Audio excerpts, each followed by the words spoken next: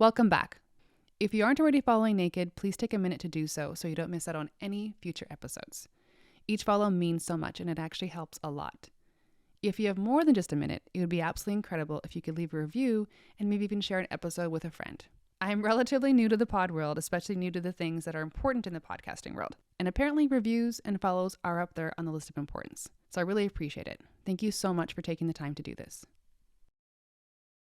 Welcome to Naked, where stories unfold. I'm your host, Janelle, a once former pastor's wife who exchanged small town living for a nomadic life. The unexpected change in our life led my husband and our 4 kids to traveling the world. From years of being rooted in our small town to the thrill of wandering the world, our story has been anything but ordinary. On our journeys, we've met amazing people, learned their way of life, and heard their unique stories, which has led me to understand the profound impact of shared experiences. In each episode, we explore moments of transformation, guided by one single question: is there a time in your life when everything changed? We invite ordinary storytellers like yourself to share the often unexpected turns in life. So grab a seat and settle in. This is the Naked Podcast.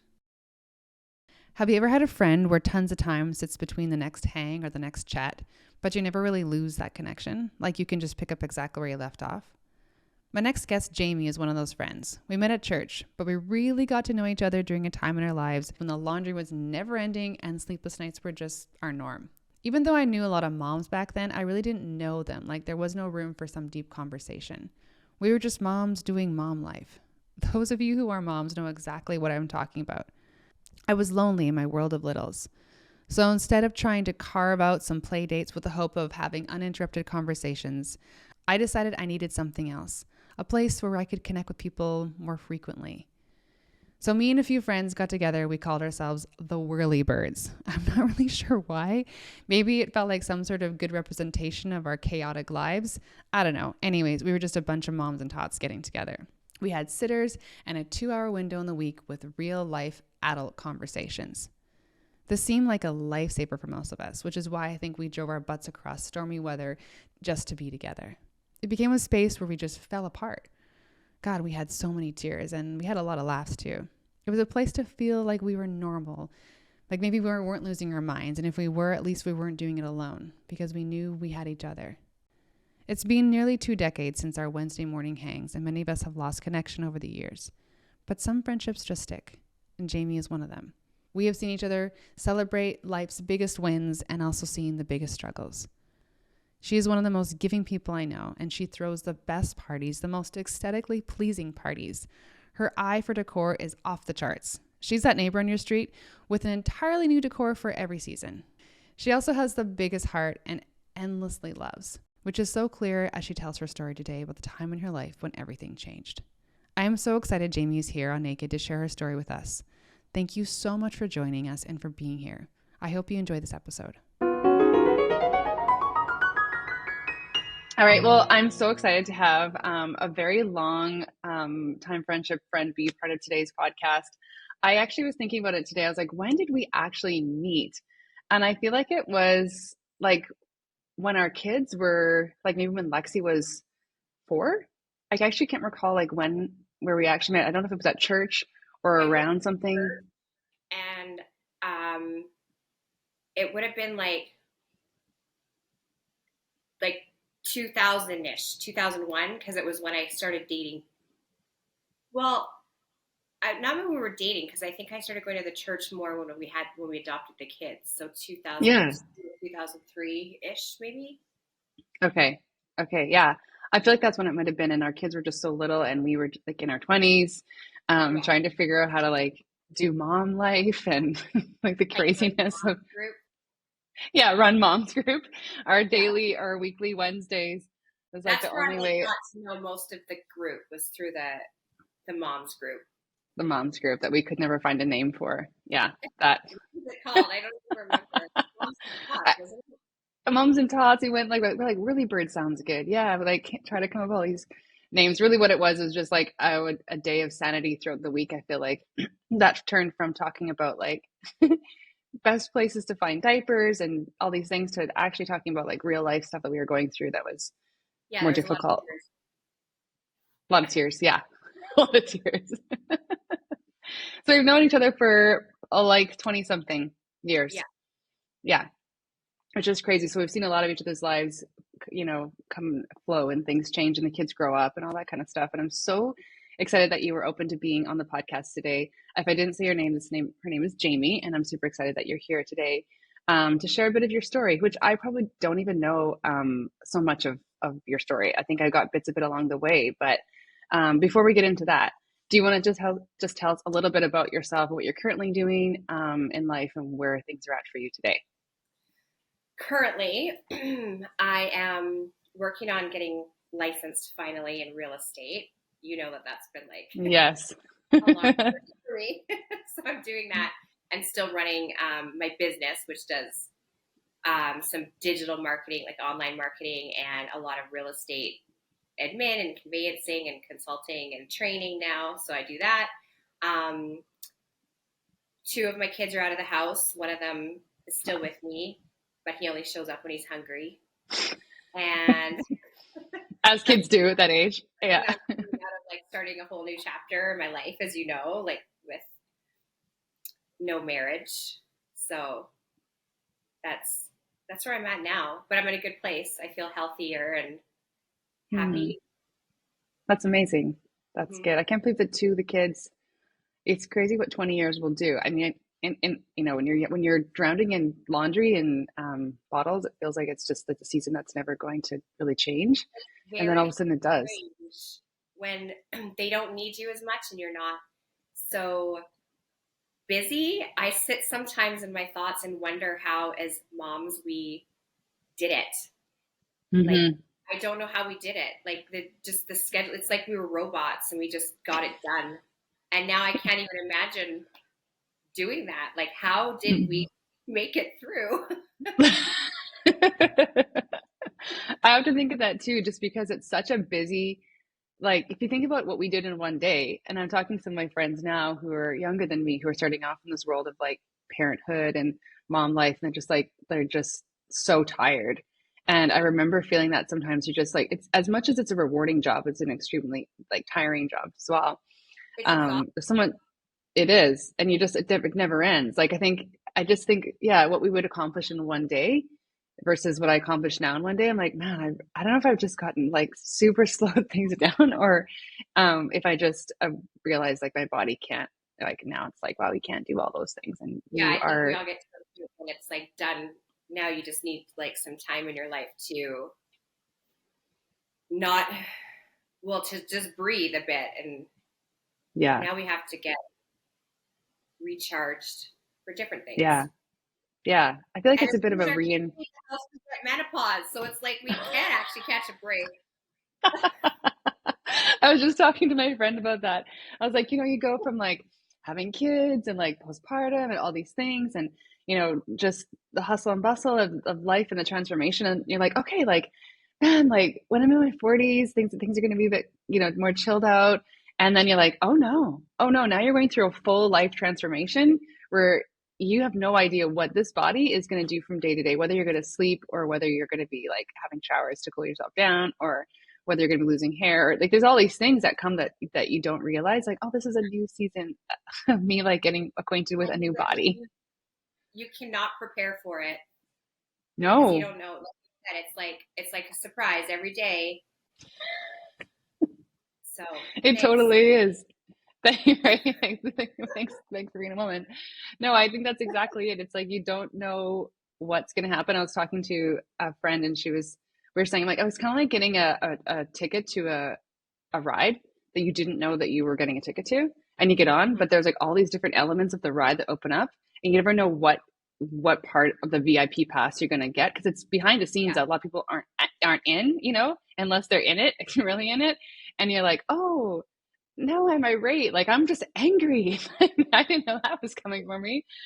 Just these different things. You're just like, I didn't know this was going to be such a ride, and it was going to be a ride I couldn't get off for like 10 years.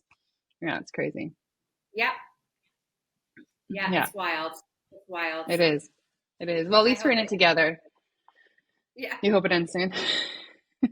Well, yeah, like it's not fun when I'm like single and I have no kids around and I'm going through menopause, and I'm like, just time for the chapter to turn. We need to change the turn page. Like, no, This is good. I'm done with this. Mm. Well, I'm so glad that we've stayed in touch all these years. It's just amazing that Me too. like our paths, even though we haven't always seen each other, it's like we can just pick up where we left off. And I'm super grateful that we have that all these years, and it's rare, I think. So yeah. It is. Yeah. Thanks for yeah, it is. So I'm really grateful for you. So yeah, thanks for being in my life, Jaime. I love you. I'm grateful for you. You are, you know what I think of you. My angels. I'm gonna I was just gonna say I'm an angel. All right. Well, I guess the purpose of here doing today is like the idea of Naked, as you know, is just a place for people to share their stories, because I think they Yeah. really bind us together, remind us that we're not alone. And a lot of times, like our season right now, if we aren't talking about menopause, we're feeling very alone and isolated in that season. So the big question, or the one question that I always ask, I only ask actually, is there a time in your life when everything changed? And I think it's, I was talking with my son about it today, because I was like, there's so many things in life, like moments in life that really change everything. So I think the Yeah. beautiful part about like being here is like you get to just pick like which one of those moments that you want to go into. So Yeah. I thought about this because, I mean, as you know, I've had several moments in my life where everything has changed. I feel like I've lived a million lives in mine. Um, so I like, obviously the biggest one for me is the kids, and making the choice to adopt the kids would be mhm. my would be the biggest change and the most positive one. Hmm. So let's dial back to when that kind of began. So was there like a point in your life where you either, I actually don't even know, were you like, I know that I can't have children, or that I want to pursue adoption instead of having children? Like what was there a time in your life where that was like became knowledge to you? Yeah. So when I was married to my first husband, Dean, who you know, um, we were trying to get pregnant, and Okay. I was going through the fertility treatments. And a lot of something that's not talked about a lot with women that I found, especially back then, because that was 20 Yeah. years ago now almost, is that how hard it is on women to Hmm. struggle with getting pregnant, first of all, because your body's not doing what your body's supposed to do. So that's hard to swallow. And Hmm. then just the emotions that go through it, the mental health struggles that you go through. It's like constant, you feel like a failure. It's just constantly bad news, not getting pregnant. You get so hopeful and so excited, like one tiny little symptom. Like I smelled onions one time, I remember. Hmm. There was no onions cooking. I'm like, that's a sign of being pregnant. So you get so excited, and then you're not. So it's hard. Like it's really hard on you. And I went through therapy while I was doing the treatments to kind of keep me, Okay. because it's, and then when you're going through so much stress too, that doesn't help when you're trying to get pregnant. Yeah. Yeah. At the same time, we were going through, so Dean's parents, my in-laws, were foster parents. Okay. Uh, and while we were going through these treatments, they got Kimmy and Shiloh, these two little girls. And my mom had actually said, going back to that, 'cause I had a lot of health problems when I was a baby, with severe health Okay. problems. So she had brought up to me, like, maybe you should get checked, your fertility check, because there's a chance you might not be able to get pregnant. But again, it was something I never considered. I was young. I was Hmm. 24 at the time. You just think it's going to work. Like you're going to try to get pregnant, Yeah. you're going to get pregnant. Yeah. So I was slowly realizing that I couldn't. But yeah, at the same time, there was these girls. So Dean and I would always help out with the foster kids when his parents needed a break or they were going somewhere. So we would always step in and help. But then we kind of found that we were doing more with these two little girls that were in Hmm. foster care with them. And they were like these cute little girls. I was always doing their hair. They were like my little dolls. I just loved dressing them up and stuff. Um, we're still doing the fertility. And then we got a call that the girls' potentially had a forever home, that there was a family that was interested in adopting them. Wow. And I instantly just looked at Dean and I said, well, we can't let them go. Like, we've bonded with them so much. And it was a really, at that moment, an easy decision for us to throw our names out there, to potentially be their forever family as well. So that's how it kind of came about. So we reached out to the social worker. She was so excited that we were interested. And it was very easy transition, because the girls had, how long were they in? They had to have been in foster care with them for almost a year, because even the process from when we wanted to adopt them to when we got them was quite a while, because you have to go through all the legal process. So what we did was we got approved and we worked it out with the social worker, where the grandparents, or the foster parents, but now grandparents, went to Mexico, and the girls came and stayed with us while they were in Mexico, thinking that we were just babysitting them. Yeah. And then the social worker came over and had a talk with them and asked them, if they would be happy to have us as their forever family, and that they don't have to leave our house now and go back to their foster parents, who now are their grandparents. Wow. And how was that? Like, were you guys a part of that conversation, or? They were so excited. They were so happy. We had already had, like, our extended families already knew that we were adopting them, but the girls didn't know. Like, so I had brought them on trips, and I brought them to a wedding, I remember, and everyone there knew that I was adopting them except for the girls, because we couldn't say anything yet. But I was treating them like they were my daughters. And my aunt had made them quilts for their beds and everything. So they got the quilts, and it was such a really beautiful experience, especially when we got to go to the courthouse and the judge said, yeah, like, we're your parents now. We got them all dressed up, we got them flowers, and we made it a really, like, we celebrated it. Yeah. So were you a part of the conversation when the social worker came over and talked to them and said, like, this is going to be your forever family? What was their initial response to that? They were kind of shocked. I remember them looking a little bit confused. But when it sunk in that they didn't have to leave this house and they got to stay with us forever, they were just ecstatic. And we didn't put any pressure on them. Like, I always said, the titles of mom and dad are earned. So we didn't make them call us mom and dad. They still called us Jaime and Dean for a long time. They, when you adopt through the system, the kids come with trauma. Like, they're in the system for a reason, Yeah. So they come from quite a traumatic background. And I remember they were perfect angels. And I thought that was a problem, because I knew that they were so scared of being sent back, because they had been sent back before. And I remember Shyla did something wrong, and I got upset with her. But it was also at the same time, I was so excited, because to me, that was a sign that they were finally settling in with us, that they felt okay and safe enough in our house that they could do something wrong and weren't going to get set back for doing something wrong. So it was a process for sure. But and how old were the girls when this all happened? 7 and 4. So 7 and 4. Okay.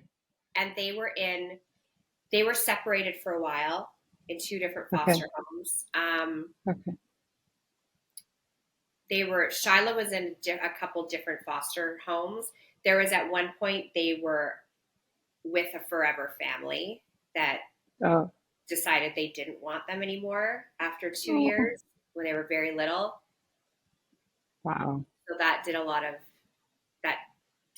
to them, for sure. Yeah. I can imagine, like, the unpacking of, like, can you trust the fact that, like you said, like, her letting her guard down enough to do something wrong was probably a big moment for her, being like, does this mean this will all change? So not like they're away from their birth family. They're, and they were given back. So I get it. Like, that's a lot of, that stays with you for very, very, very long time that Yeah. if I do something wrong, like they've been given back before, so why wouldn't it happen again? Yeah. I can just be given a wave. Yeah. Oh my gosh. Okay. So, um, go back a little bit to when you were going through infertility and like you were going through all of did you at that point stop that, or Yeah, did I you guys want stopped. to pursue that? Yeah. No, I You just stopped. knew. I was essentially just told that I could never have kids. Okay. Surrogacy was brought to me as a potential option. Um, Okay. we didn't really explore it though. So sorry, there's something stuck in my hair. No worries. I kind of thought about it over the years, maybe, but we were very busy with the girls. And we were so happy just with that little family unit that I kind of stopped Hmm. thinking about it. Yeah. And it was years later that I tried again, and it just to give it a shot. But I think I just kind of knew. I accepted it that I wasn't going to get pregnant. To this Mm. day, I sometimes get sad. Not that I couldn't have kids. I have my kids. It's the Hmm. experience of being pregnant that I wish that I could have experienced. Like, oh, see, now I'm going to get emotional. That I Hmm. wish that I could have experienced being pregnant and Yeah. that feeling, because that's one thing that I'll miss. And of course, being curious of what they would look like. Like, would they look like me? Hmm. Would they have my traits? Things like that. Yeah. Those are the two things that I sometimes think about.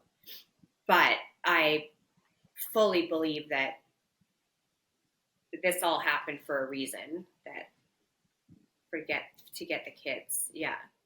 And I've had Yeah. people ask me too, like, do you ever want your own kids? And I'm like, they are my own kids. Like, Yeah. how they came to me, it doesn't matter. You become a mother in several different ways. You can become a mother.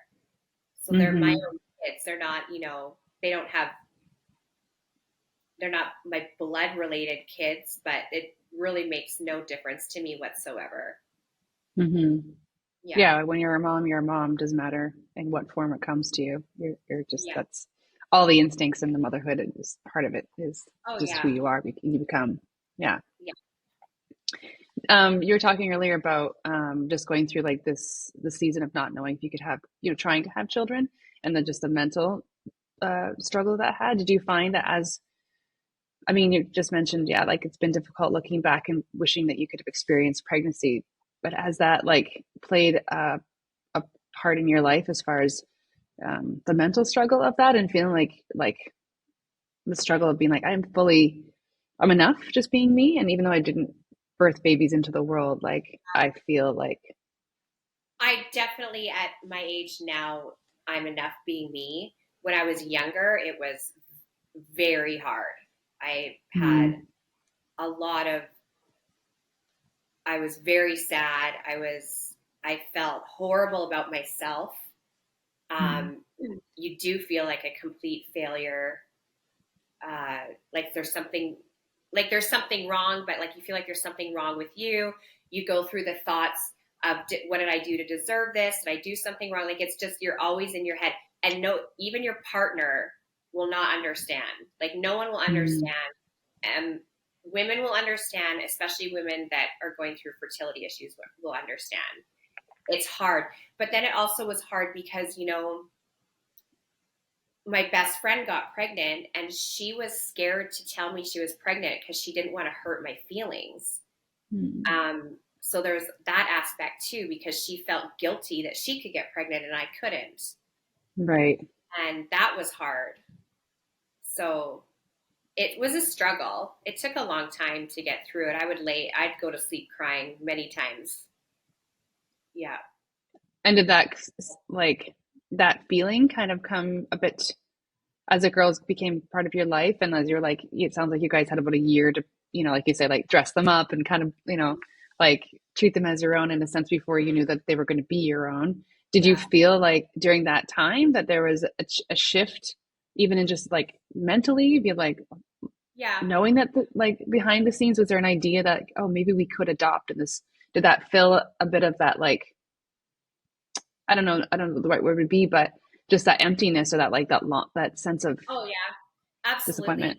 And it wasn't even adoption wasn't even we weren't even there yet with adoption. We were considering other options because we were Okay. just in the thick of doing the fertility treatments at the same time that the girls, we were kind of hanging out with them.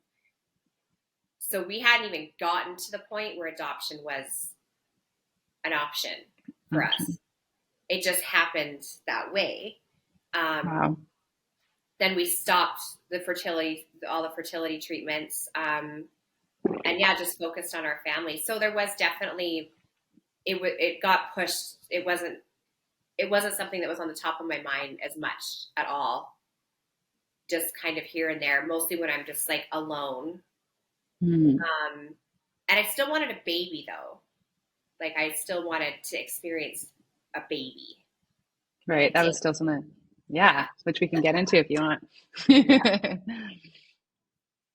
So So then there was a period of time where you just, how long did you just have the girls?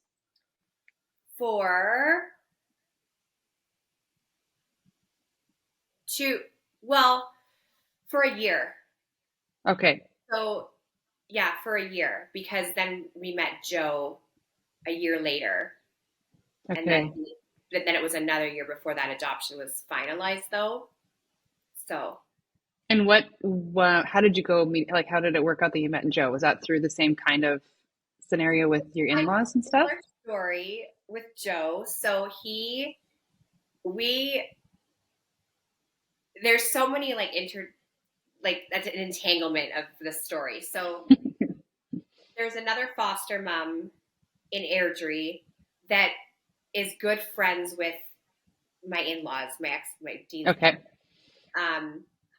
And Kimmy was actually in foster care with this woman at a point too when she was a little baby. So we just Oh, kind of wow. all knew each other. But she called me up one day and she's like, "You have got to come to my house. I just got a 3-day-old baby boy." So I went and I met him, and I mean, you remember what he looked like. He just like had the biggest, bluest eyes. He was this tiny little thing.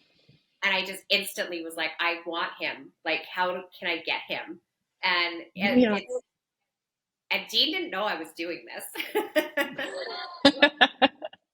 um, and she let me start doing respite. So respite, when you're a foster parent, you can have certain people that are approved to do respite, where you can get Okay. like, it's like babysitting, but you have to Okay. kind of be approved to do it. So Okay. she started using me, and it's almost like we had this plan that I'll just be her only respite worker. And it's hard to get, everybody wants a baby, Mm-hmm. obviously. So there's probably a long list of people that were on a waiting list for a baby, I'm sure. I don't know. I know now it's very unlikely, but back then. So I was doing respite for him, but it was turning into a couple days a week. And then he was allowed to come to my house and he'd sleep at my house. And I basically just, I don't know if manifesting is the right word, but I'm like, he's my baby and he's going to be mine, basically. So I Mm-hmm. told him that I want to keep him and try to adopt him. He wasn't on board at first. He was like, "No, we're good. We don't Really? do that again." Yeah. He was good. He was questioning it. But of course, he fell in love with him right away. And so Mm-hmm. we started the process, and we had to go through the whole process again. It wasn't like they just said, "Okay, you already adopted. You can just Oh, like automatically push through." We still had to go through the home assessments, do all of the like the visits, and follow the proper wow. process. Yeah. Joe's situation was a little bit different because he was like the girls' birth family had a little bit of involvement. We knew who they were. We spoke to the grandparents, things like that.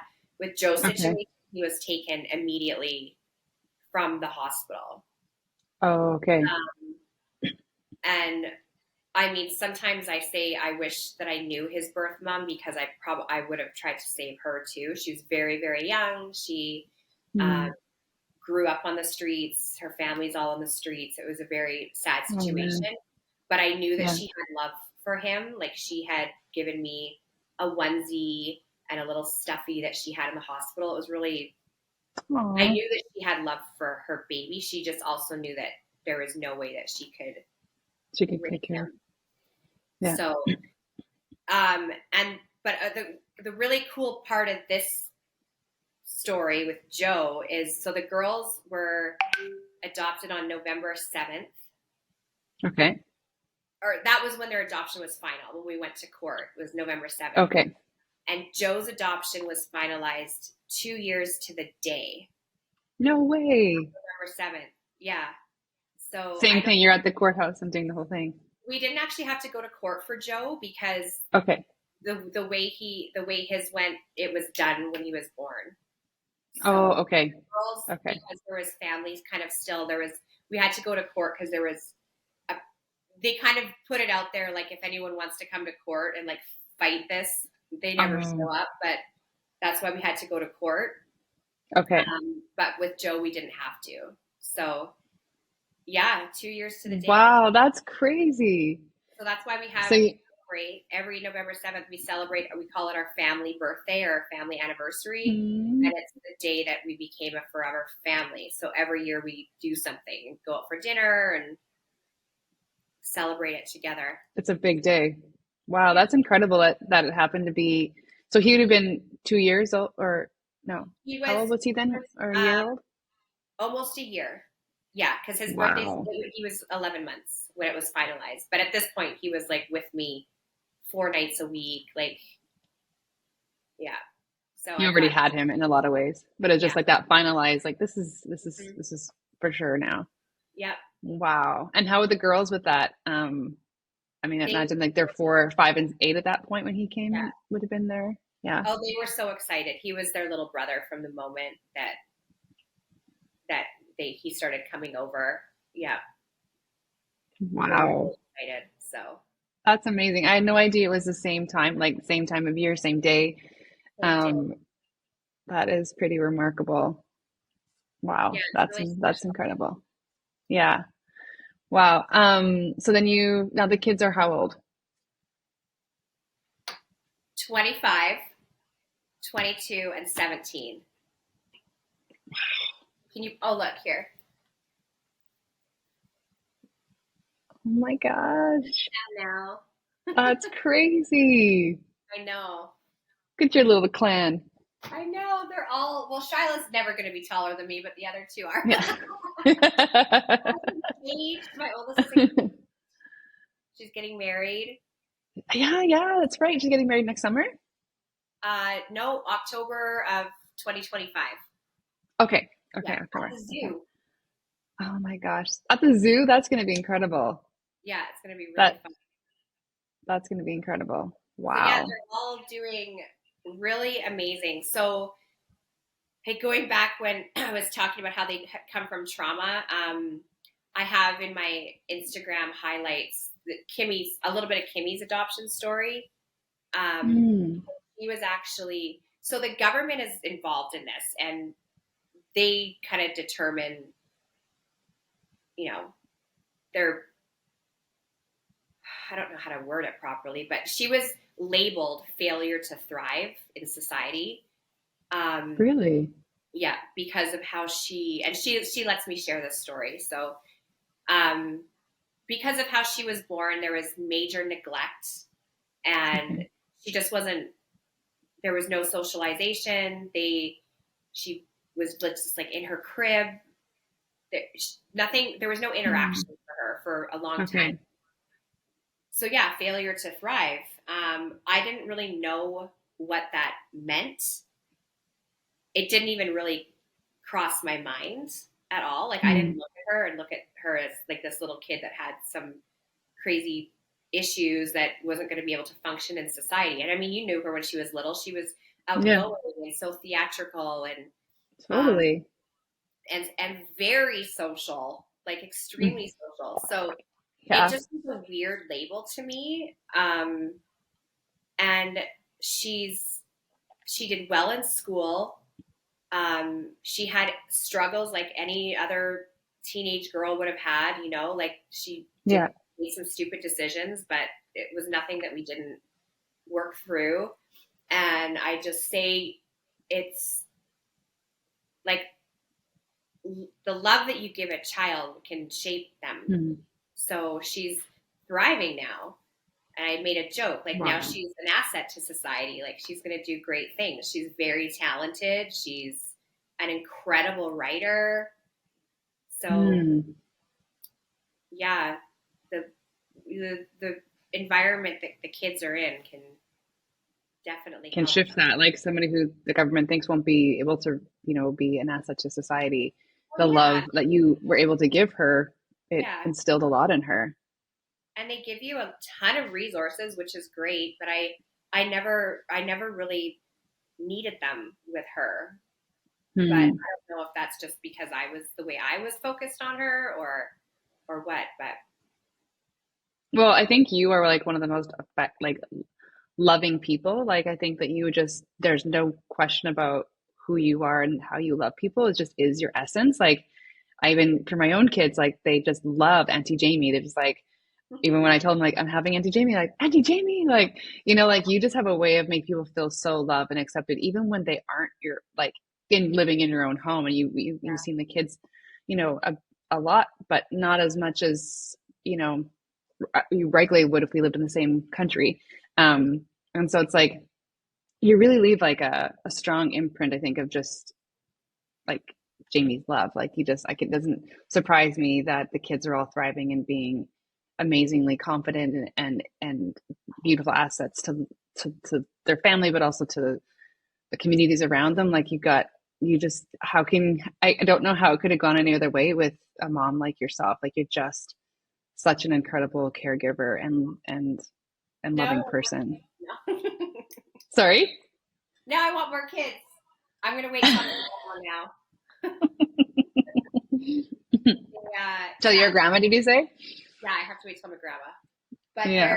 they're all doing great, and they're myself and the girls like we're huge advocates for adoption and adopting older kids. Like people are scared of that. Mm-hmm. And it's really great. I kind of wanted to jump back a little bit into when you went to the fertility clinic and everything, and you were just talking about the heart, like how hard it can be on a woman. And for listeners who may be going through this, maybe you can kind of break that down a little bit for what that actually was like, and what you'd maybe tell somebody who is going through that. I would tell them. So now I told my daughters too, and now I tell people when they're starting to talk about, even before you're talking about getting pregnant, there's nothing wrong with going and checking. Even before you're in a relationship, before you're ready, there's nothing wrong as a young woman to go and get checked to make sure that you can get pregnant, whether you want to or not. It would have saved me some heartache, maybe, if I was a little bit prepared. I don't know. I can't say for sure, but like I told both of my daughters to check. Yeah. It was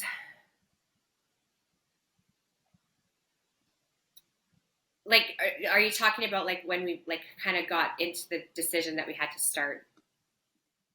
Yeah. So like, yeah, like when you went from like, okay, we're not able to have children, naturally. So going to fertility and like, what was that?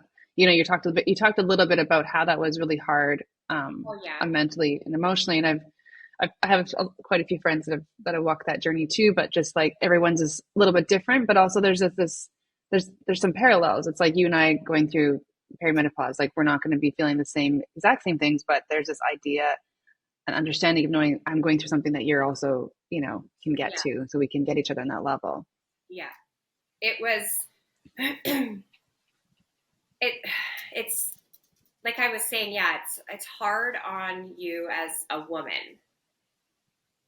It's hard to find support. I felt like there was not a lot of support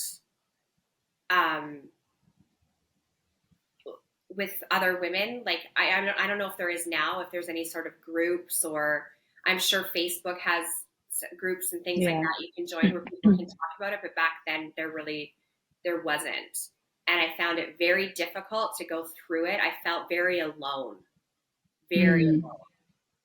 And I'm sure even now with the support that there is out there, you will feel alone going through it. And I'm sure it was hard on my partner too, because, he's watching me go through this. He doesn't really know how to support me because he just will never understand what it's like, because he's fine. It's all kind of put on the woman. Like there's so much pressure. And it really kind of consumes you. You're thinking about it every single day. You want to make sure that you're eating the right things, that you're sleeping properly, that you're taking the right supplements, that you're relaxing, that you're so focused. You're focused on so many things to get pregnant. And then you have people in the background telling you, just relax, it'll happen. Just don't even think about it. That's when I got pregnant. Or they're giving you so much advice. That was hard. And I know I've spoken to a few other women that are going through the similar situations. And that was one thing that all across the board will say bothered them, was the outside advice they were getting from people. And I know that's coming from a good place. They're often doing it out of the kindness of their heart, but it's just, it's one of those things that people don't understand. Really, like, well, just eat this, or do acupuncture, or go here. That worked for me. It's just like, okay. There's just so much going on, because you're putting so much pressure on yourself. You're under so much stress. You're upset because you feel like a failure. You're upset because there's something wrong. Then you've got to do all these things and take these medications and do this. And the medications are very, very strong. They really mess with your hormones. So that's another aspect of it, is you're not the same person when you're going through this. It's so, like, there's just so many parts to it. It's hard to navigate. Yeah. To navigate all that amongst like the pressure you're putting on yourself too. Being like, I need to, like, and part of like, this is part of being a woman, how we think, a lot of times it's like, this is womanhood and I need to be able to do this, and then not being able to, and finding yourself in a place where, how long were you guys trying during that season? Oh, I want to say, so we got married in 2003, 2002. We started right away almost. So it was like two or 3 years. Okay. The girls adopted, 2006 is when we would have started the process, and then 2007 was when it finalized. So 3 years. Wow, that's a long time of not getting, like, where the onions aren't actually a reason for being pregnant, but it's just that, you want to be pregnant. Yeah. And I like that is, and I think they tell you to try for like 6 months. And if it's not happening, then that's when you kind of you go to the doctor, and then your family doctor will do some tests and things like that. And then you go to the fertility clinic. Okay. And start that. Wow. So coming out of that space where you didn't have children, but then this opportunity came, not that you were looking to adopt, but it just kind of came. You touched on it earlier about families who are, or people who are a little bit opposed to adopting older children. Maybe you can talk into that a little bit. It's like, okay, if you're going through this journey and you cannot have children, or you just choose to adopt, what would you tell somebody who's going to that process of looking, like you said, everybody wants to have the infant, but that's not always the case. Yeah, I would. So I get asked about adoption a lot, and I'm happy to share. So there's private adoption, and then there's adoption through the system. Okay. I'm obviously a huge advocate for adopting through the system. We've had an amazing experience. And there are so many older kids that are in foster care right now, and they just need a loving environment. Being in a foster home too isn't the greatest. I mean, we've all heard horrible stories. I mean, we're very fortunate that Dean's parents were amazing foster parents. But for a lot of Yeah. people, it's just a roof over these kids' head and food, but they're not getting any love in the Right. home. So it just it it just can change like a kid's life so drastically if they're in a loving home. It doesn't matter if they're a baby or if they're 12, Mm. right? Or even older. There's kids that are in the system still that are 15, 16 years old, Right. and it's not too late to change their life for the Right. better at all. So I'm always encouraging people to look into that. And I don't think it's something that people ever consider. Like they just want to go and adopt a baby from somewhere. Right. So Right. that's kind of their first look into it. But once they see, I think, that there's many success stories with adopting older children. I think I've changed some people's outlooks on that for sure. Totally. Yeah. Yeah.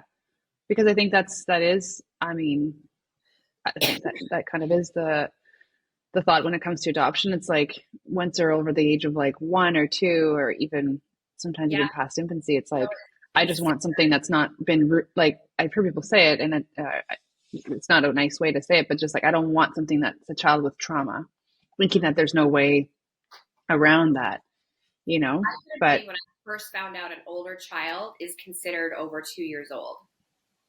wow. So yeah, and I mean, I know, like, talking through, like, learning through this over the years, it's a child's development before the age of 7 is very, very important. So Mm-hmm. I knew that because my girls were older, that there's probably going to be some lifelong struggles with Yeah. some of it, and there has been, but it's nothing that we were just so committed to working through it, and we did, and there was definitely some hard moments. And we had to learn a lot along the way. Mm-hmm. But it's What's one of the biggest things you feel like was the one of the largest learning curves for you? it was accepting that our oldest had some attachment issues because Okay. because when she was little, because she was in several different foster homes, and she was given back from the foster or her other family. Kimmy was younger, so she experienced a little bit of it, but not as much as Shyla did. So she didn't have time to like properly bond and attach with Mm-hmm. anybody. So she kind of would mistake any kind of attention as love from somebody. So Okay. that was a really difficult thing to navigate with her. Was we were learning about it the same time as she's kind of going through it. Mm-hmm. And it took a long time. And then like when we're fully recognizing that's a problem, and it's really hard on kids if they don't properly bond. And if she had had that opportunity at some point when she was younger, it could have changed a lot of things, but she didn't. So Right. it's hard. So Yeah. a lot of like relationships that she's kind of navigating throughout her years when she's older it's like you like fall in love with anyone easily. Mm-hmm. She wasn't like, it took her a while to realize her worth, and that Okay. she can't like, you can't just like fall in love with anyone that's nice to you, or Right. anyone that's nice to her, she would just like grab onto. And Mm-hmm. now as a young adult woman, she's so much more confident now, and she knows that she's worth so much more than that. So she's very successful in kind of navigating her relationships Mm-hmm. with friends, with her partners, things like that. And now she's got like an amazing life and a really great fiance. Mm-hmm. So she's kind of gotten some strength over the years, but it took a while. It took a long time for Yeah. all of us to kind of learn our way through it. Yeah. And with each of the kids being different ages, adopted at different ages, 7, 4, and then newborn, do Yeah. you see just like a dramatic change between just even, I mean, kids are different. It doesn't matter if they all come from the same place, you know, same family or not, but personalities can shift everything. But do you find that like their development and how they, you know, Kimmy being labeled as, you know, I can't remember exactly how you said it, Yeah, but do she you see like looking back how different like I guess like their trauma and the things that they went like Kimmy was obviously in less homes and Shala was in more back and forth within homes, but then Joe came almost directly to you. I mean, he probably wouldn't have any recollection of anything prior to you. So do you feel like you can see such significant difference between them, or do you feel like their journeys are somewhat parallel because life is life and like part of it, you know, like whether sometimes we have trauma, we come from really great families, you know, backgrounds. We just pick up things 100% along the way. come from anywhere, you know, Mm-hmm. that you could have the most stable situation, family situation, and there the potential of some sort of trauma coming into your kid's life can come from anywhere. It can come from within the home, it can come from outside the home. You know, it's not a unique situation to me or where my kids came from. There it can like you it, yeah, it can come from many different situations. So Yeah. Kimmy's was different, completely different. So we had to learn how to navigate how she was growing up. And Joe's was a little bit easier, I guess, in a way. Um, his was more like just coming like when he was a newborn. Mm-hmm. But yeah, Kimmy's, how would I explain hers? Hers was, it just came from neglect. It's like almost she had to like play catch up. Like she just Mm-hmm. kind of was like forgotten for a few years in the beginning. So those years of needing to be loved and socialized and things like that that she didn't get, Mm-hmm. it's like they tacked on like later in Mm-hmm. life. So she's like playing catch up, you know? Is that, I don't know if Yeah. that explains it properly, but Yeah. Making up. I remember hearing the study years ago, so I won't go into like the details of it, but just like basically they did a study on children that are being that are like neglected and those who are shown love from the get-go, how different it can change like their like developmentally how they are, yeah. and how like again what you said, how love can really change a child. Like as much as she was like looked upon as she would not be a success in society, it's very clear that the love that you guys gave her completely overruled that. Yeah. Yeah. And it's hard to notice when they're little. Um, you notice the little things as they get older and as they're growing and developing. When they're Yeah. little, they're just cute and you don't really pick up on little things, Yeah. and then it starts to show up. Yeah, especially later Later on. on in the school years. Okay. Mm-hmm. But Was Kimmy, there any like, sorry, go ahead. I was just going to say, Kimmy was good at finding outlets on how to. She's, you know, like with her creativity and her writing. Her writing, I think, has been amazing for her to get through a lot of stuff. Mm, So she was good at that. writing. Yeah. When did she start finding that outlet? I would say middle school.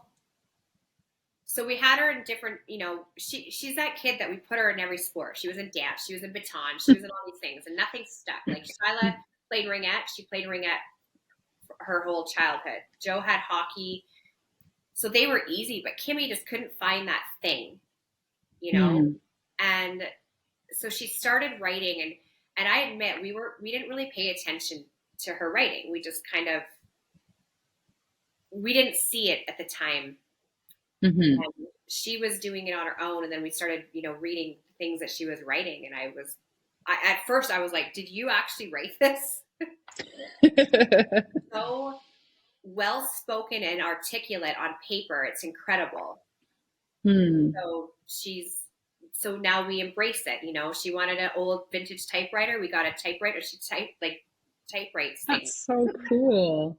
And That's so cool. yeah, and she's like published online with her short stories. She's writes That poems. she's so good. And I hope that she kind of finds a way to make that some sort of career. She can do it. She can do it. Yeah. It's definitely a passion, but it can be difficult, I think, with kids because some activities you're like on the sidelines and you're cheering them on. Those are the ones that are the easiest to see. But it's like the artsy kids, sometimes it's easy to overlook, like because it's not in front of you. You're not. There's not. Me, like I'm a major, sports mom. I go to any kid's sports I can go to. So with Kim, I'm like I have nothing. So I just appreciate it so much more now. She'll send me her writings, and I get excited, and she gets excited to show me now. So it's been a great thing. And she just loves books. She loves books. She loves stories. That's amazing. That I think there's something really healing about writing, and if you can find that out as a young person, I think that is a huge benefit to just your mental health, because a lot of us go through life not knowing what that is, or how to like help medicate in a way that is natural to us. Amazing for her, definitely. Wow, that's really, really cool. I was going to ask you earlier, was there any like other than what you've already mentioned, any unexpected surprises that came with adopting, whether it be like positive or negative, that you're like, I did not see that? Oh yeah. So a question I get a lot is if birth families or parents can come back and either take the kids back somehow. With adopting through the foster system, 100% no, they cannot. There's never, with private adoption, as far as I know, yes, there's a potential that the birth family can come back down the road and fight to get the kid back. Through the foster system, no. Like we have birth certificates naming us as the birth parents. You can't. But the government changed something years ago that adoption records through the system are going to be made public. So, so you can search for birth families or anything after the age of 18. Okay. So this is a negative experience, but I think how we handled it might be something that someone can get something from. So I know me and the girls know who their birth mom is. We know her name. We know who she is. The day, and the social media can be great, but it's scary too. Yeah. On the day that Shyla turned 18, I was picking up her cupcakes for her birthday party, and she called me hysterical because her birth mom reached out to her on Facebook. Like the day she turned 18. No way. And basically started telling her that she's allowed to talk to her now because she's 18, and that we took her from her, and like she had this whole story. So Shyla obviously was very upset, very confused. She didn't know what to do. We have never told the kids that they can't talk to their birth family. I know that there's going to be curiosity for them down the road, some point in their life. So we've always said you're open to it. Just make sure that we know so we can support you. And so I, asked her how she felt about it. And if she was curious, if she wanted to meet her, I said I'd be okay with it, but I wanted to kind of be there with her because I knew that this woman is not healthy mentally. So Shyla wasn't really sure what to do. And it turned out that, so then she started sending Shyla these kind of links for money. So she was using Shyla in some way to get some sort of government money, like funding, like benefits through the government. And so were her birth grandparents. So that hurt Shyla so badly. But we just kind of listened through it and helped her through it and still left it open for her to decide what she wanted to do. She ultimately decided to just completely cut off that relationship because she was just it was so hurtful. Like she kind of realized they were reaching out for her for other reasons, you know? Yeah. Yeah. And then that led into Kimmy turning 18, and she was just instantly terrified that on her 18th birthday, she was like so anxious that this woman was going to reach out to her. Oh man. And she didn't. So it was very confusing for Kimmy because she was scared that she was going to reach out to her. But then it also turned into kind of feeling like, well, why didn't she reach out to me, but only Shyla? So then she had those feelings, even though it was a horrible situation, she still kind of felt almost let down in a way. Yeah. But then it turned into, they have some half siblings out there. Okay. Then the woman started using her other kids to reach out to Kimmy. Okay. Which was also hard for Kimmy because Kimmy couldn't really understand if one of these children were reaching out to her because she was curious and wanted to know her half sister. But we found out that it was more of this woman using the kids to kind of infiltrate the situation. So again, I left it open. I know that Kimmy communicates with one of her half siblings regularly, but Kimmy also spoke to that child's father to make sure it was okay that they were talking, which it was amazing of Kimmy to think like maybe I should talk to the parents. Well, not the birth mom, but the father, just to make sure that he was okay with this relationship kind of happening. They haven't met, but it's online. So that was scary. And that was one of the challenges. And it was one of the negative situations that happened. But I think the way that we kind of went about it was a healthy way for all of us to deal with it, you know? Yeah. Yeah. Making sure that she feels supported and like, not like, even just letting her navigate that enough to know, oh, this is about this, and not having to be the person to veer her away from that, but for her to make those decisions on her own. I think that's really empowering, you know, so it leaves kids not wondering why, like, I really like almost wanting more of that, but just leaving it open. And then for her to just discover whether it's healthy or not on her own with your support and not feeling like it's a secret. You want to instantly protect them and say, no, keep it away. Yeah. They're old enough to figure it out on their own, and you just have to you have to let them decide for themselves. And it's hard. Was there any sort of connection, like any sort of reaching to the kids prior to their 18th birthday? Or I guess they wouldn't have because they couldn't. No. So yeah, probably something so far removed from your mind, even being like, we've had the kids for so many years, not even anticipating her to get that call or that connection. Unexpected. I was not expecting that at all. But wow, it happened. Yeah. And I mean, it sounds like you guys dealt with it really, really well, really healthy. So that Kimmy knew that even coming close to that age, that she had your guys' support in that. And I can hear what you're saying and what she might have felt like, that letdown of like, why wasn't I, somebody like, on your mind at 18? Even though it's bad, she was like, well, why did she reach out to Shyla and not me? Yeah. You know? It's hard. Yeah.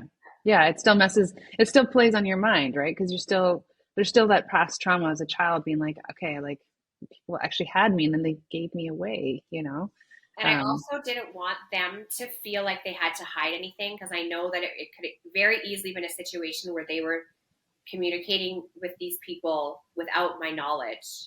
Right. That scared me the most out of anything. It scared me more than them actually meeting her. That was the scariest thing, is that if they were doing something without my knowledge, so I had to make it very clear that I was 100% going to support whatever they wanted to do to stop them from hiding it from me, because that would have been so much worse. Yeah. So we needed to not knowing I had their back 100%. Yeah. Mm-hmm. That's incredible. That's a really good thing, I think, for people that are listening to know, because I think there can be that panic, and even in parenting, no matter what it is, right? It's just like you don't want your kids to be doing things in secret, but part of that is be able to create a relationship where they know that you're not going to. That's important in parenting across the board. Is Yeah. your kids have to know that their parents have their back. And you don't, of course, none of us as parents want to know that our kids are doing anything wrong or anything bad or they're doing horrible things. But that you have to be their number one advocate. You have to have their back all the time. They have to always feel safe enough to go to their parents, no matter what. Yeah. No, I don't. Whatever they're doing, I will definitely discipline them later after I know they're safe. Yeah. So. Yeah. Yeah. I mean, Kimmy. Yeah, they need to know that. Yeah. Kimmy has a very, very open relationship with me, and some of her friends sometimes think it's strange, but she tells me everything. We're open about everything. And I'm thankful for it.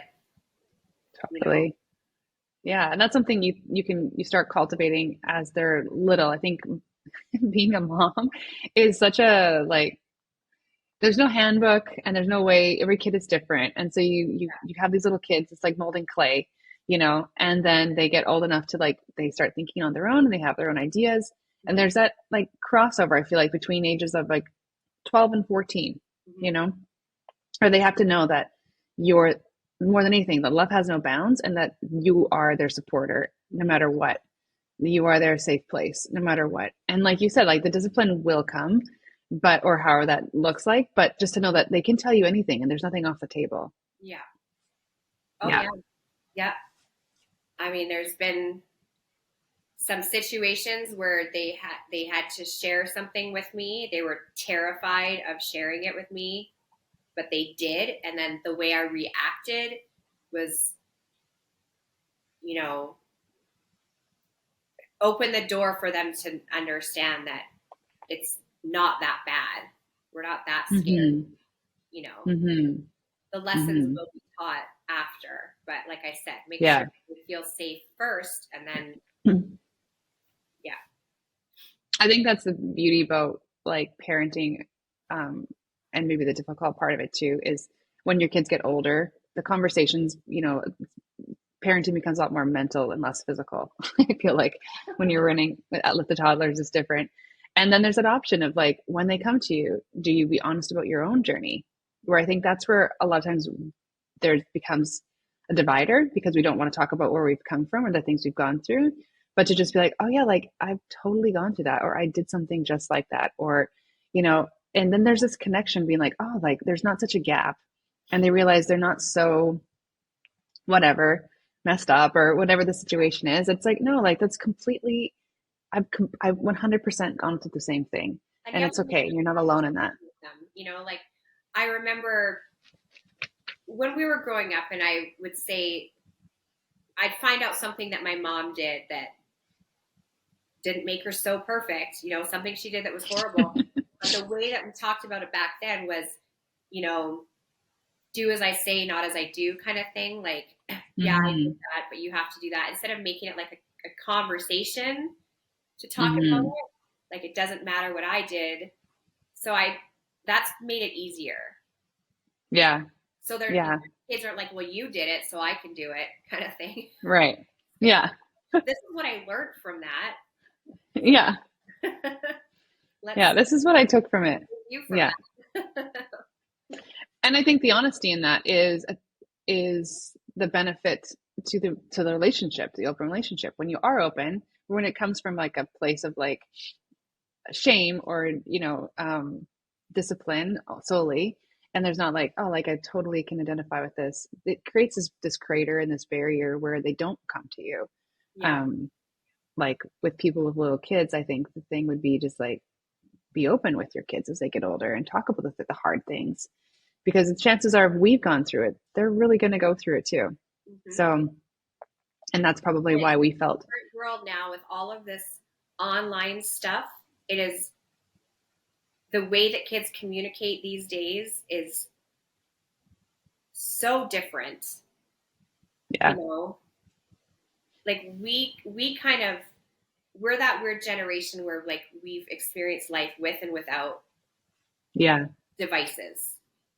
Yeah. Our parents didn't experience none of it. So they're like way confused. So Yeah. we we're kind of learned about it, but now the kids don't know their lives without devices or the online community. So it's so, we're like the last generation that can kind of like explain both to the kids. Yeah. Our kids are not going to be able to explain life without devices to our grandkids at all. No. They're growing up with it. So keeping that like communication open with your parents and the kids it's so important to teach them that and instill that in them. Because I'm terrified of the world that my grandkids are going to grow up in. I mean, because different from us, they can find the answers if they want. Yes. They can find many answers, right? There's a lot of people that they can find communities, they can find everything. Or it's like, I think that's why it's so important to create this like safe community with your children, so that they know that they can talk to you, and yes, they might go looking, might go searching, whatever, but that ultimately that they know that you have a place to talk about the hard things, because there's no shortage on information, and where to find it. So much information that is so at their fingertips instantly. Yeah. There's also so much misinformation that they're getting that is creating so much confusion for them. They don't understand this from that.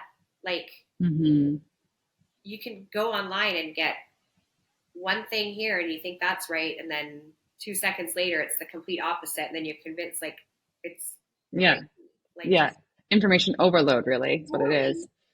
So keeping that like safe space for the kids, it's hard. It can be hard to do, but I think once you've established it, you have an adult daughter that's coming to you and sharing things in her life, which is really like what you want. You want to raise kids where you do have these open conversations, and it's not just so separate that you grow away from each other, but that as time goes on, there is like a bit of a closeness that continues throughout the years, as they get older and have their own kids, and they're going to have their own journeys, and know that they can come to you with postpartum and all of these things, things that they go through, children, toddlers, sleepless nights, Yeah. Okay. I just have a couple questions Sure. for you.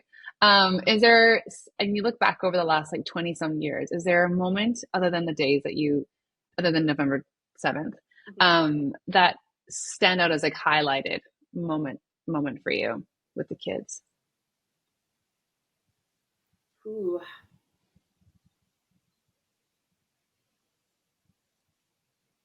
A moment that stands out as a highlight, like for individually with them, or it could be like together. Yeah. I know it's a big question. No, it's a lot of time to think over. There's so many.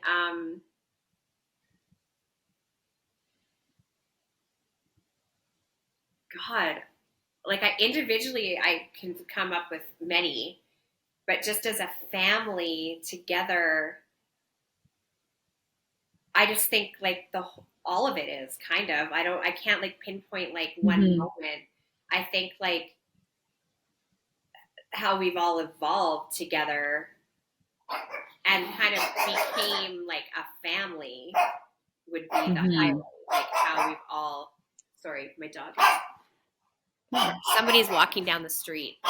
Hey, Jersey, don't park. I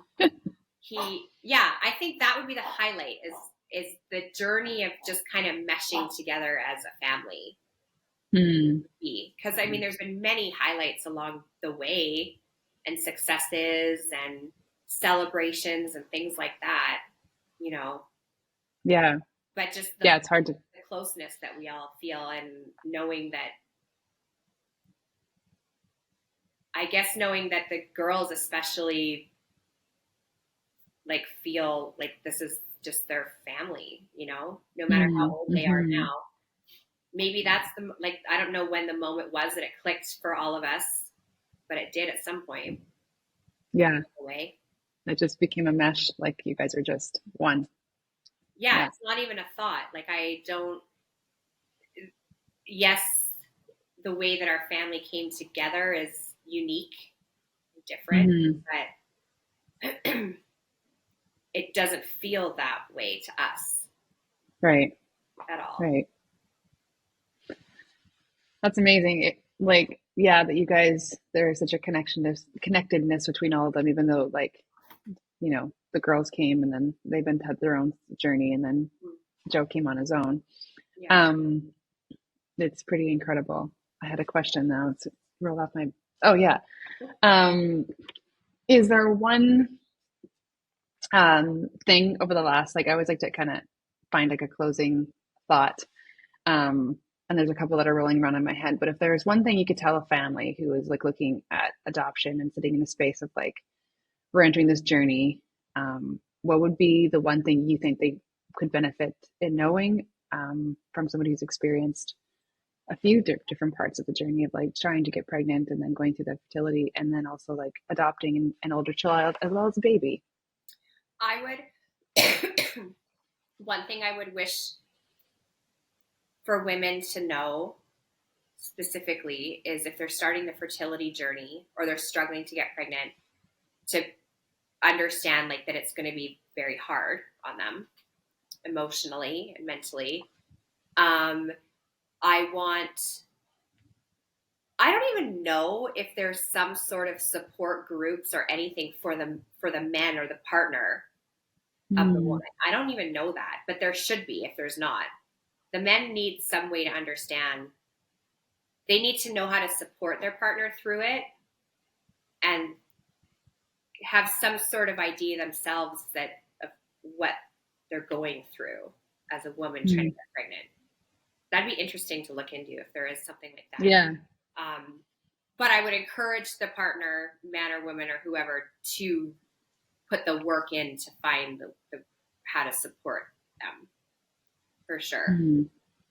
Coming to the adoption thing, I would always encourage people to keep their heart open to adopting older kids, for sure. The Child and Family Services has a really great course. I think you actually have to take it if you're considering adopting. And it's, I think it's a day or 2 day. It's kind of like a course, but they basically go through the steps and what it is, kind of what it entails.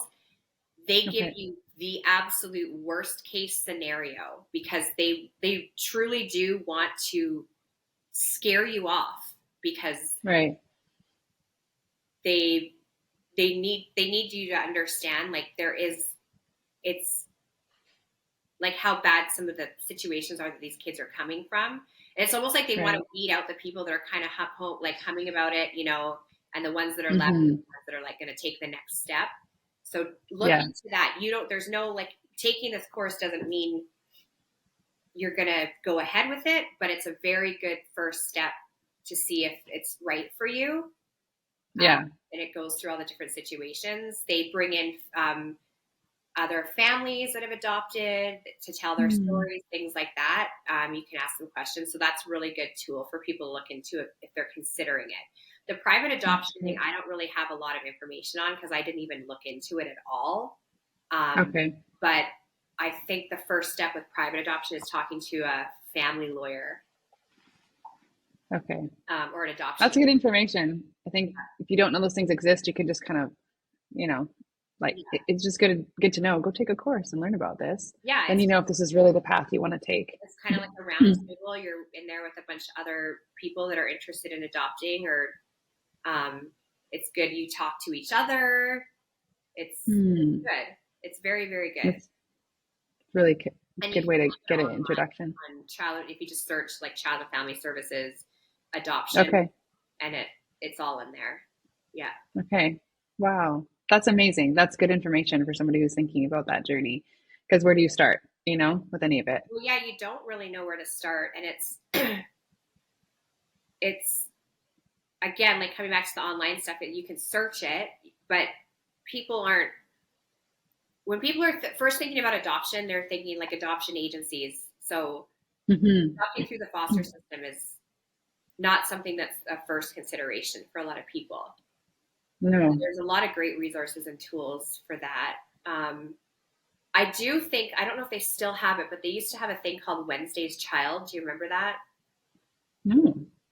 and they would kind of highlight different kids that were in the foster system for adoption. It's kind of I weird. don't recall that. It's almost like it's strange a little bit, but you can go online and they used to have photos and information of older children that were in the foster system looking for their forever families. So that's interesting. That is interesting. I have to check it out and see if they still do it, but they used to, and they would have little bios and where they came from, and it's kind of like when you go on like a pet adoption site. It's horrible to compare, but it's sort of like that because they have the photos. Okay. They're a little bit of their story. And okay. It's kind of an interesting way to see their faces and just kind of see who's out there, like these little kids, the older kids. Yeah. That's really, I mean, yeah, it does sound a little bit like finding a pet, but also like a good way for people to even be aware that that's an option to do. I think when I think about even myself for adoption, I think kind of thing we said, like foster or going to like a private agency. I didn't even really consider the fact that you could do it through fostering until I knew you guys. Yeah. So I think that's information that a lot of us don't know about. Yeah. That's amazing. Well, thank you so much for sharing your story, Jaime, and walking us through like the whole. No, it was honestly a real treat to have you, and something I've thought about for a long time. So when you reached out, I was like, yay! I'm so excited to have you. Before you cap up, what's one thing lately that's brought you joy in your life? Oh, lately I would have to say the freedom that I'm feeling. I feel like, I know maybe that's another podcast, is the the second part of my life that I've been through. Yeah. I've come out of a situation that I've been in over the last several years, and I finally feel like I'm getting my lightness back, and I'm excited about life. I'm excited to start a new chapter. So just like my day-to-day life right now is bringing me so much joy, honestly. Just, yeah. Wow. My kids are doing all so well. I'm reconnecting with so many friendships, and I'm closer to my own family that I have been in a long time. Like, just day-to-day life has been wonderful for me lately. Wow. So I'm happy. That is incredible. Yeah. I'm so happy to hear that. Yeah. I'm so happy to hear that. I've heard a few people say, like, it's like, we're getting her back, guys. Like, she's on her way. Aw, that's amazing. That's amazing to be in that season of life and be like, especially because this is a season of change again in our bodies, for you to be like, I'm actually really enjoying the day to day and feel like I'm really excited about life. I mean, future, and what's to come. Yeah. And and you have done some really hard work to get where you are today. It's been and to feel that is, I tell you. Next podcast. Everyone's like, well, what happened? To be continued. Yeah. Well, I love you so much, and I'm so thankful we got to do this. Thank you for hanging out with me. Yeah, and I wish I could just give you a big hug. But it's so good to see your face. We should get the three of us on one day. That would be great. I would actually love to do that. I would love to do that. Friendship series. Let's do it. Yeah. Honestly, let's do that. That would be really fun. Fun stories. We do. Yeah. It would be a good one for sure. Well, I'll arrange it. Yeah. My friendships have gotten me through, man. Like, I don't know where I'd be without the strength of my friendship. So. Right. I remember someone saying to me when I was going through a mental breakdown, and someone was like, it takes a village to get through life. Like, it's not just like you just do it. No, it takes people to support you, and it takes a village. So I feel like you're definitely part of the village, and it's like, it's amazing. So thank you so much for just your friendship, and, even where we are today. I think I mentioned you actually, I don't think I've recorded that one yet, but about how we started traveling, and like Jamie is one of the people that was a huge, huge help in a time of major desperate need. So definitely feel a lot of love for you. So thank you so much for today. I hope you have a beautiful rest of your day. As you are starting your day, I am coming to the close of mine. Yeah. Yeah. But take care, and I keep enjoying your amazing life that you have cultivated for yourself. It sounds like things are going really, really good. I'm so happy. I love you so much. I love you. Take care. Ciao. Bye-bye. Bye. Thank you for joining us. I hope you enjoyed today's episode. Please take a moment to subscribe and leave a review wherever you get your podcast goodness. This way you'll never miss out on any future episodes, plus it really helps us. And if you want to share your favorite episode with a friend, that would be absolutely incredible. This goes a long way. If you'd like to join Naked by sharing part of your story, just leave us a message on Instagram or email us at nakedwithjanelle@gmail.com. Also, a big thanks to my son, Mikkel, who is the best cheerleader and maybe one of the biggest believers in Naked, and also produces and edits all our podcasts. I am beyond grateful for him and very aware that I couldn't do this on my own. Thank you so much for tuning in and for being here.